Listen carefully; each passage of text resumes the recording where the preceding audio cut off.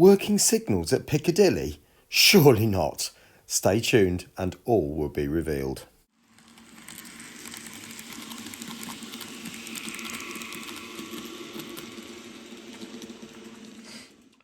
Well, good afternoon everyone and welcome back to Piccadilly.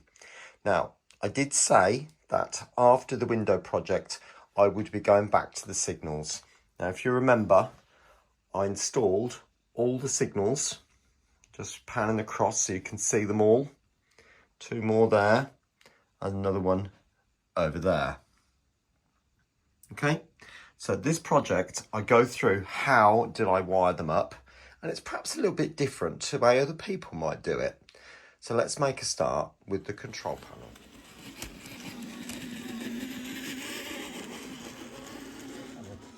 Now, it's made up from a number of different parts, which I'll explain. The top skin, if you like, is literally just a piece of plastic card, A3 plastic card.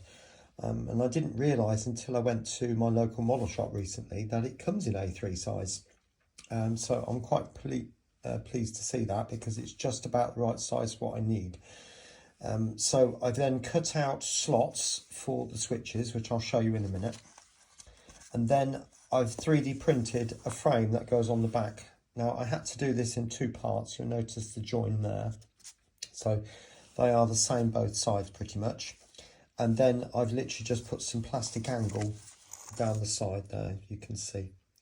So that's those, with the combination of all 3 of those things working together, that's actually quite sturdy. Which obviously the plastic card on its own wouldn't necessarily be, unless you go for a thick one, but then you've got the complication of cutting out the slots. Now, the switches, I'm using these switches, which are on, off, on switches. So you can see it's got a centre off, and then on one side, and then on the other side. So that will be perfect for me. So I can have green on the single line and red on the double line, or vice versa, like that. And then that slots into there. This is where you hope everything's gone well, because otherwise it's going to be a bit embarrassing. And I am doing this with one hand. Right, welcome back. So you can see I've got all the switches mounted in there now, but you'll also notice, look carefully, there is a gap running along the top of those. But you'll also notice this one has got a grey border around it, and that is one of these. I thought I'll just 3D print that. 30mm long hole, 10mm by 10mm, and hopefully by putting that in there, it has actually self-centered, because the 2 clips are sort of holding itself in. They're not come completely through the hole like they have on those ones, if you notice. So hopefully that should self-center that way, if you know what I'm saying.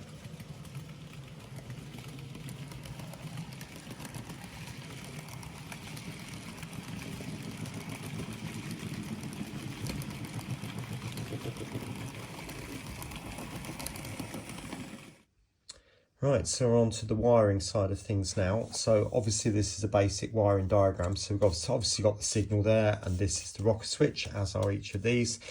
And that's obviously one of those. Now, if you're going to do this, remember you need an on, off, on type switch. So on, center off, and the other side on again. And then obviously each of these will represent, as you can see, the red and the green. And I am working it manually, as I've said before.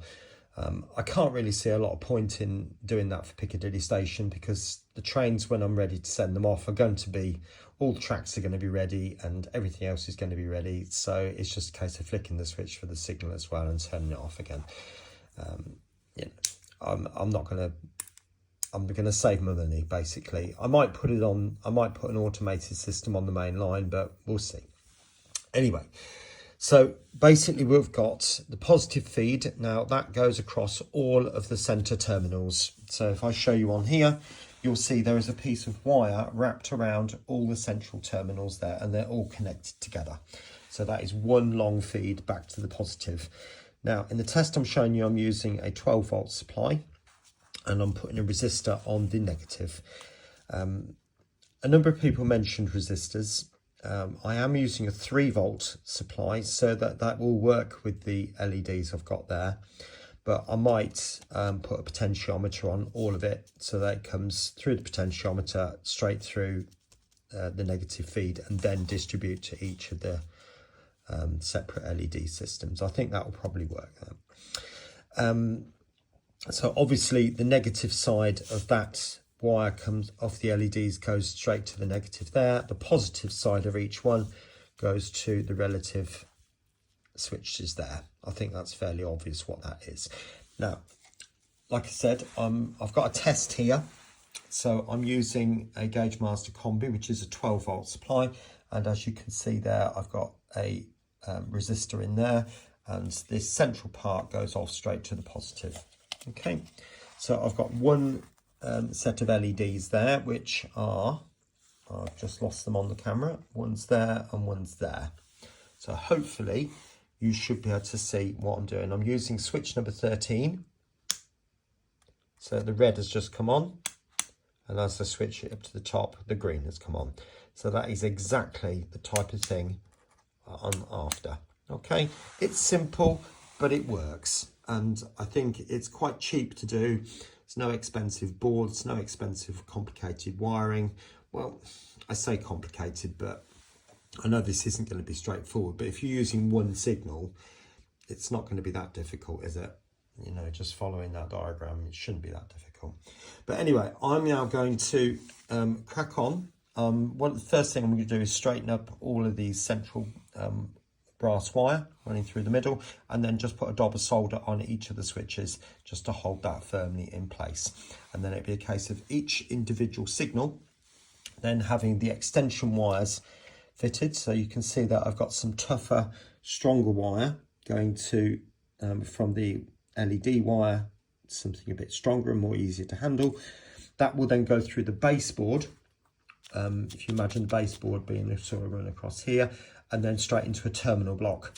And then the terminal blocks would then have stronger wire coming off to each of these different sections here. And I will be labeling every single wire, as you can see down here. Okay. Incidentally, this section here, I've labelled 0, and that is it's like a siding, the other side of platform 1. In fact, I'll show you. This line, see where the 2153s are. I think in all intents and purposes, there's a shunting signal actually there, but you know, my model isn't going to be perfect compared to the real thing. So I think I'm going to put a proper signal in, probably around about there. Okay, so trains will stop in plenty of time before they go past it. All right, so I will crack on, get some of that done, and I'll show you shortly. Right, I just thought I'd like to address the elephant in the room with regard to the numbers here. Obviously, just 0 I've just explained, but also it doesn't include 10, 11, 12, 14. The reason for that, these three are either in a very inaccessible situations or they're facing the other way and you'd never see the signal light anyway. 14, if you notice, the platform goes through a curve and then it goes through a slot in the back scene. So trains usually stop slightly the other side of that slot in the back scene, so I don't really want to highlight that with a light at that end. I want it to remain quite dark, so the mystery is, where does the train go? So, you know, hopefully that clears anything up just in case you thought about it. Okay.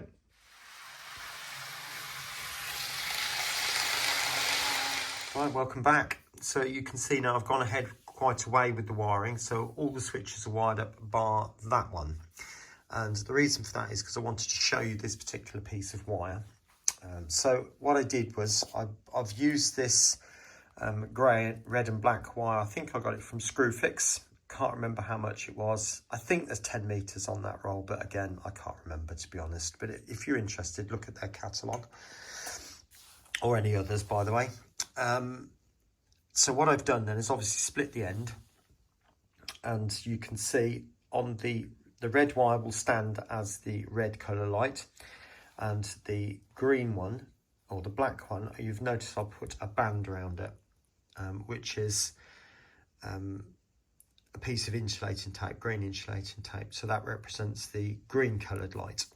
But also then I've just used a strip of masking tape at both ends, and the same on all of these, by the way, which will tell me what coloured signal this is, so what number signal, what platform it is, which will then correspond to whatever's on there.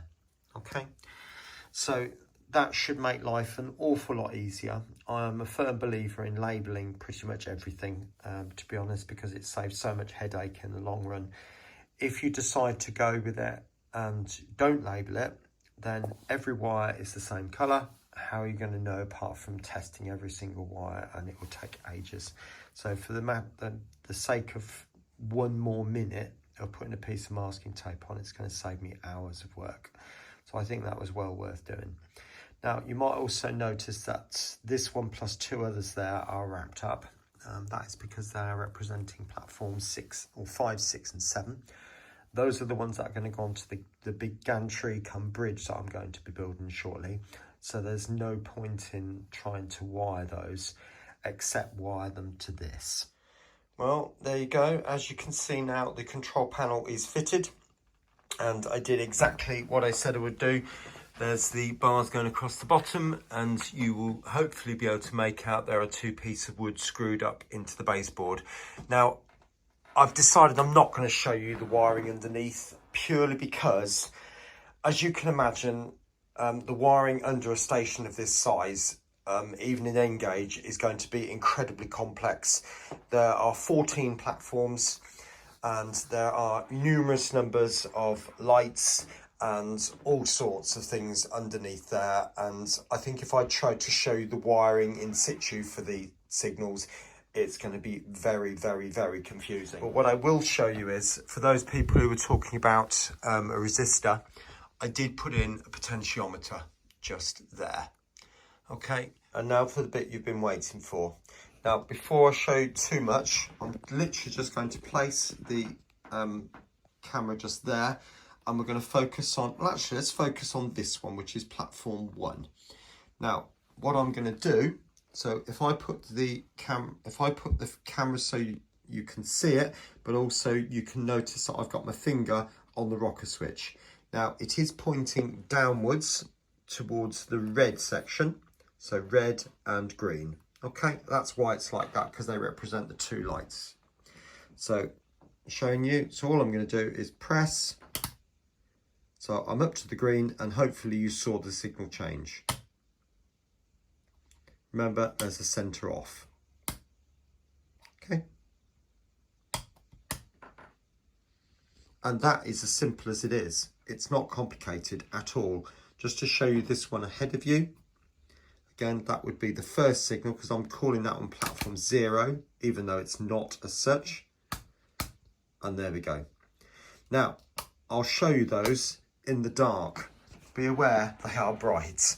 Hopefully you can see that now. It's definitely, you can see that, can't you? And the green there, and all I'm doing is changing the rocker switches.